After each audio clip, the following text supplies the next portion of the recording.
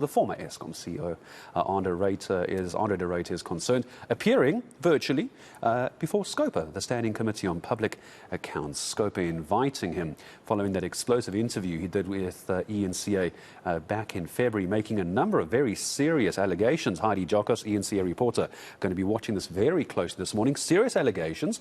What we weren't getting, though, not sure if it's going to happen today, of course, what people are wondering, is are we going to get names? Yes, and I think that's going to be critical here to really understand who is behind this alleged corruption and sabotage that's happening at Eskom. We do know in that explosive interview that Andre de Ruyter had with our colleague eNCA Larson, he basically said that load shedding is done on purpose. He came out bluntly to say that there's a lot of sabotage that's happening at the power utility. He spoke about coal mafias that are rife in Mpumalanga. He really lifted the lid on what exactly was going on at Eskom and not really holding back in terms of saying, I want to fix it, but I'm not really being given the opportunity and the scope to do so. He's also highlighted a number of politicians and high-ranking ministers that could possibly be involved in all of this. And I think what's going to be imperative here is for SCOPA to try and ascertain exactly who Andre de Ruyter was referring to. We did see straight after that interview Minister of Public Enterprises Pravin Gordhan saying, I was alerted to certain corruption happening at Eskom, but I was never really given hard, tangible proof of that. So at the end of the day, it's going to be up to Andre de Ruyter to do so. But I want us to listen to parts of that interview, Gareth, where Andre de Ruyter literally speaks about how he believes load shedding is implemented on purpose. If you look at a town like Standerton, there's a very well-organized racket operating there that feeds off the Tutuka power station. So breakages are engineered. And that's also the station, by the way, where the plant manager walks around with a bulletproof vest and is accompanied by armed guards to do his job.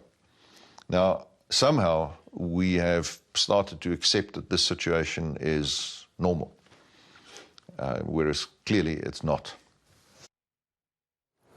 Because there's also concerns, and he spoke about it in the interview as well. I think it's still one of the most watched interviews on YouTube in the country, by the way. So if you've missed it, you might want to go watch it before 9 o'clock this morning, before the virtual appearance of de Ruyter at SCOPA as well. Because apart from security at power stations, Heidi, his own security, it was understood he even left the country, and that's at least the rumours going around.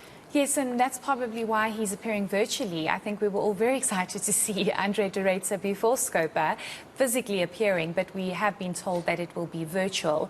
It's probably because he is worried about his safety. We do know that he was poisoned while he was still at Eskom. So he is obviously very worried about his safety, and this is why he's opted to appear virtually. But we do know that he will be before SCOPA at 9 o'clock this morning. And just very briefly, I think most people would have been following your coverage of the Minister of Electricity. You get them a bit confused. There's so many involved these days. The Minister of Electricity, you went around to the various power stations with Jose and SCOPA as well.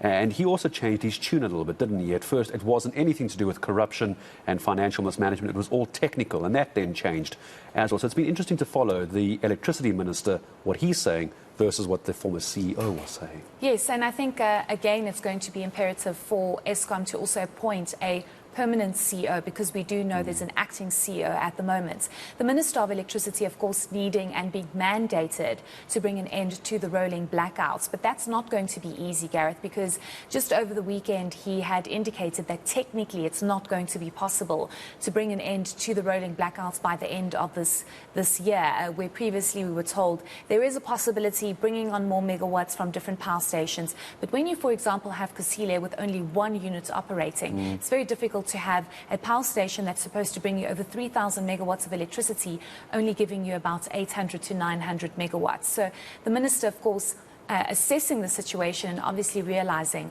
it's far worse than what he had predicted. And also what I think could be far worse, an expectation this morning, last question to you, is in that interview as well, speaking about R1 billion lost each month. After that, there were some experts coming out, and I'm sure you would have spoken to them, saying it's actually in excess of $1 billion. It probably could be a lot worse than that. Yes, exactly, Gareth, because there's also been concern that when we are told that we are in stage 4 load shedding or stage 6 load shedding, many are saying, no, that this is actually stage 8 load shedding. What does that mean for our diesel consumption? What is actually being lost here? What is the situation on the ground? And it's very difficult for the public not to know what's actually going on, because we can't be at every single power station. Just this week we were told that over 7 generating units broke down. How do 7 generating units break down? All at the same time. All at the same time. And the Minister of Electricity, SCOPA, saying that this is very probable because these units are unreliable. These power stations are very old. You have Kusile being the most problematic, together with Medupi Power Station. So it's a very problematic situation, and hopefully Andre de Ruyter's appearance before SCOPA is going to provide some answer and some clarity for government to actually dig deeper and try and solve the many problems that he has been trying to highlight for some time. Or at very least, if names aren't dropped, at least just start steering South Africa and those who need to investigate in the right direction. Because right now it's a bit like driving during a blackout. You have no idea what's going on. You have no idea what you're going to hit. But I know you're going to be sitting in traffic for a long time while you're doing it. Heidi Giokos, thank you very much indeed. On top of that story for us today is going to be eNCA reporter Heidi Giokos. It's going to be from 9 o'clock this morning. We understand SCOPA generally does run to the clock. They're pretty on time. So you can expect that at around 9 o'clock this morning.